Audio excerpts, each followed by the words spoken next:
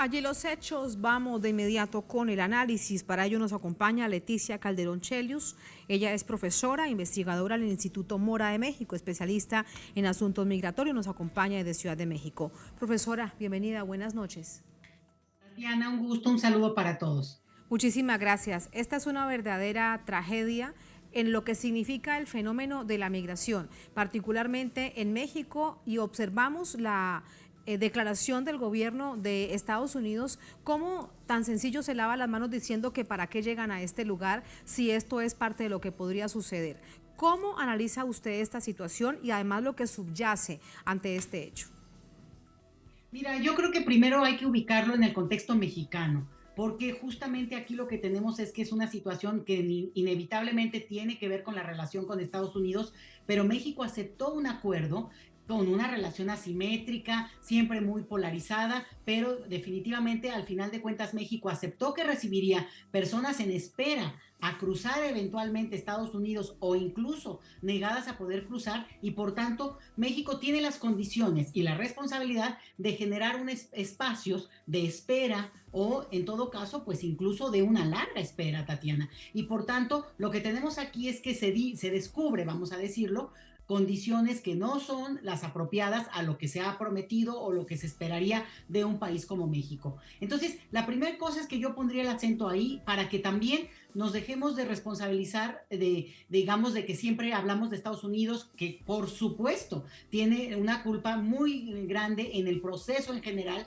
y un poco en la parte que tiene que ver con el efecto llamada que provoca y la utilización del tema migratorio también en su propia economía. Pero en este caso, frente a esta tragedia, también hay que asumir la responsabilidad y creo que eso implica voltear a ver a México. Estamos hablando de la frontera norte, justo el cruce con Estados Unidos en una parte muy desértica en Chihuahua, el estado de Chihuahua, y ahí las personas estaban ya esperando por un tiempo prolongado, muchas de ellas, Tatiana. ¿Cuántas personas, para poner como usted lo plantea, profesora Calderón, el acento en México, están a la espera, se calcula, por parte de autoridades migratorias que están en una situación similar en México? Mira, yo creo que aquí estamos en una situación en la que no hay cuentas correctas y claras, porque hace un par de semanas, meses, que se habló de esta forma de migrar a Estados Unidos por la vía aérea y con un programa nuevo que estableció Estados Unidos, bajó el flujo y sin embargo estamos hablando de miles de personas. O sea, hay miles de personas a lo largo de toda la frontera mexicana, que también es muy larga y estamos hablando de muchas ciudades. En el caso de Ciudad Juárez es una ciudad bastante grande y esta concentración de personas que vienen de Venezuela, de Colombia, de Centroamérica, de distintos países, Cuba también, es muy nueva para la ciudad, para esta ciudad fronteriza, digamos, de los últimos años, y por tanto también es un proceso que está siendo apenas reconocido por esa sociedad. Entonces, hablamos de temas que tal vez también son novedosos en términos sociales, y no me quiero desviar por ahí, sino concentrarme ahora en el tema que ocupa, que es, decía yo, la responsabilidad de parte de México, las autoridades mexicanas, e incluso te diría algo, con toda la responsabilidad que eso implica, la sociedad civil mexicana también, porque el tema migratorio en México no tiene un peso tan grande, no es tan visible hasta que ocurren este tipo de tragedias, Tatiana. Y entonces sí, todo mundo se vuelca, empieza a preguntarse qué pasa, de dónde viene esta gente, cuándo llegó, cuándo cruzó, cuando en realidad esto es algo que ocurre absolutamente todos los días en nuestro país por obvias razones. Es el país que hace frontera con el país más rico de Estados Unidos, al que las personas tienen la ilusión de que llegarán y podrán cambiar su vida.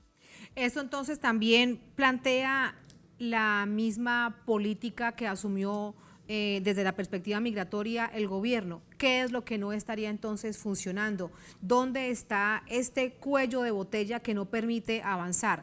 Recordemos que desde el año pasado, por ejemplo, el gobierno del presidente López Obrador le proponía a las personas que venían de Centroamérica, de Guatemala, de Honduras, de El Salvador, que se queden en México a través de toda una documentación de carácter legal, y muchas de ellas no lo querían hacer para continuar ese trasiego y tratar de llegar a cumplir el sueño americano. Efectivamente, México tiene hoy cifras históricas de personas que han solicitado y han obtenido algún tipo de visa sea permanente o de manera temporal en términos de refugio o un tipo de refugio humanitario que le llamamos acá. Y esas personas están sobre los 140,000, Tatiana, a lo largo de estos últimos años en que después de la pandemia además hubo un aumento, después de tener cifras en menos de 1,000 personas hace no menos de 5 años. Entonces, este sí es un cambio muy fuerte para el país, pero ahí también hay un grupo de personas que son estas justamente que lamentan hoy esta situación tan terrible, porque son las personas que no buscan y no aceptan la visa mexicana, el tipo de permiso, por una razón, porque si ellos empiezan los trámites en México, inmediatamente no pueden ya intentar hacer algún trámite en Estados Unidos, porque el argumento legal sería que Estados Unidos diría, ya otro país les dio asilo o les dio protección. Entonces, renuncian, bueno, no sé si renuncian, pero por lo menos en este caso no inician estos trámites con la esperanza de poder eventualmente cruzar a Estados Unidos. Entonces, tienes de varios tipos de personas, las que efectivamente acceden a un tipo de visado muy, muy precario, y también con muchos filtros burocráticos, con muchas dificultades, pero digamos que es el stock de personas a las que México puede ir integrando o tendría la responsabilidad de hacerlo, vamos a decirlo así. Pero hay otro grupo que está un poco a la espera, son estos que vimos hace un par de semanas que intentaron cruzar del otro lado a Estados Unidos de manera, digamos, de grupo, ¿no? Todo el mundo lo vimos en el planeta entero, pues, y que la autoridad estadounidense se atrincheró para que no cruzaran. ¿Pero por qué? Porque ellos están en la frontera entre México y Estados Unidos, intentan cruzar, pero pues no hay posibilidades legales para hacerlo, lo han intentado y finalmente, en una desesperación, trataron de correr y entrar, pues obviamente la autoridad estadounidense incluso podría haber sido más agresivo aquello, Eso siempre hay un temor.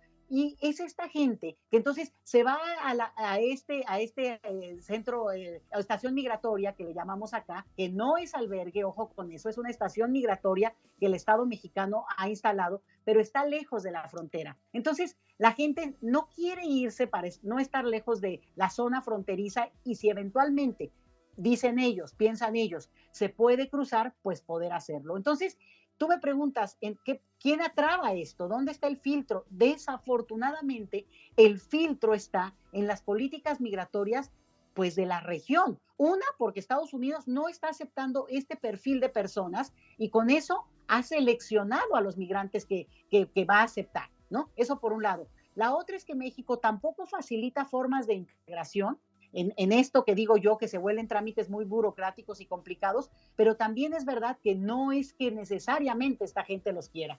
Y la otra es que, lo sabemos bien, hay situaciones de origen de cada uno de los países, podemos hablar distinto, pero en algunos casos hay bloqueos económicos, responsabilidad de Estados Unidos, que tampoco podemos quitar eso aquí en el acento del tema, ¿no? Entonces, es una cuestión muy compleja, porque si no fuera por la crisis, la lamentable situación trágica que está viviendo esa pobre gente hoy, mira, ellos vienen así los últimos años y no nos haríamos, no sería tema y no lo estaríamos comentando acá, desafortunadamente. Y usted nos dice todo esto y las imágenes son realmente dolorosas de la situación que se registró la víspera allí en Ciudad Juárez. Por último, con respecto, ahora sí me centro, profesora Calderón, en el gobierno de Estados Unidos. Cerró el gobierno republicano con medidas absolutamente aberrantes, contra natura, contra la humanidad, porque bien recuerde usted que separaron familias enteras, bebecitos, que además hoy en día, aunque se creó un programa para buscar sus familias, eso parece una tarea titánica encontrarlo. Llega el presidente Biden con la idea, además lo planteaba en campaña, que esto iba a cambiar, pero no ha pasado nada. La política migratoria sigue siendo una deuda del Estado norteamericano. Bueno, pues sigue siendo una deuda para nosotros, pero evidentemente es un rehén. La política migratoria es un tema que electoralmente lo juegan de un lado o del otro y sabemos muy bien que en el equilibrio electoral entre demócratas y republicanos, a la hora sea del Senado o la Cámara de Congresistas, vamos, ahí está el debate y más allá de lo que haya dicho en su momento el presidente Biden, bueno, pues evidentemente han parado estas posibilidades, porque fíjate, inclusive en el caso de lo que llamamos los Dreamers, ¿no? Esta gente que ha estado integrada a la sociedad estadounidense desde hace años, desde su infancia incluso, que hubiera sido una salida pues que esperábamos que iba a ocurrir, porque incluso es mano de obra muy deseable para Estados Unidos y que su certeza laboral también beneficia a esa economía, a ese gran país. Y mira, no es posible que se resuelva eso. Entonces, esto ocurre mucho con Estados Unidos, tiene estos claroscuros, decía yo, es un país enorme, con mucha potencialidad y también con gente como que aporta mucho, pero al mismo tiempo tenemos esta otra cara,